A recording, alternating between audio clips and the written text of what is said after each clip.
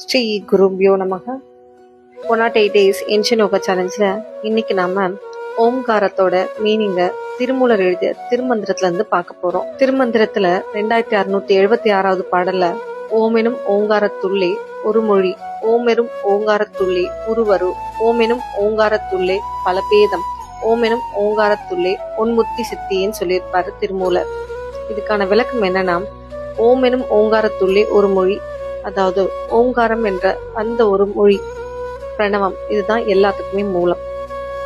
ஓமெனும் ஓங்காரத்துள்ளே உருவரு, உருவையும் அருவையும் தன்னுள்ளே கொண்டது இந்த ஓம்காரம்னு சொல்லலாம்.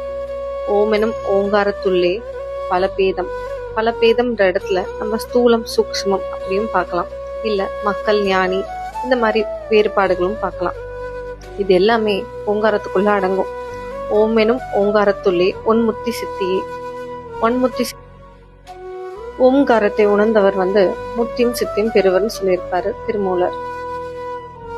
திருமந்திரத்துல ஓம்காரம் பத்தி நிறைய பாடல்கள் இருக்கு. ஓம்ன்ற பிரணவ மந்திரம் தான் நம்மளுடைய ஆதியும் அந்தமும், நம்மளோட முதலும் அதுதான், முடிவும் அதுதான். எல்லாமே ஓம்காரத்துல அடங்கும். இந்த பிரபஞ்சத்தோட சத்தமே ஓம்னு சொல்லலாம். இந்த ஓம்காரத்தை நம்ம உணர்ந்து புரிஞ்சு சொல்ல ஆரம்பிச்சோம்னா நம்ம உடல்லையும் மனசுலயும் ஒரு நல்ல மாற்றத்தை உருவாக்கும் இந்த ஓம்காரம். இந்த வீடியோ இன்ஃபர்மேட்டிவா இருந்தா லைக் பண்ணுங்க. இந்த இன்ஃபர்மேஷனை ஸ்ப்ரெட் பண்ணணும்னு நினைச்சீங்கன்னா ஷேர் பண்ணுங்க. என்னோட டிராவல் பண்ணணும்னு நினைச்சீங்கன்னா சப்ஸ்கிரைப் பண்ணுங்க. த ரியல் ஏன்ஷியன் யோகாவை ஃபாலோ பண்ணுங்க. அன்டில் தென் பவது சர்வ மங்கலம். நன்றி, வணக்கம்.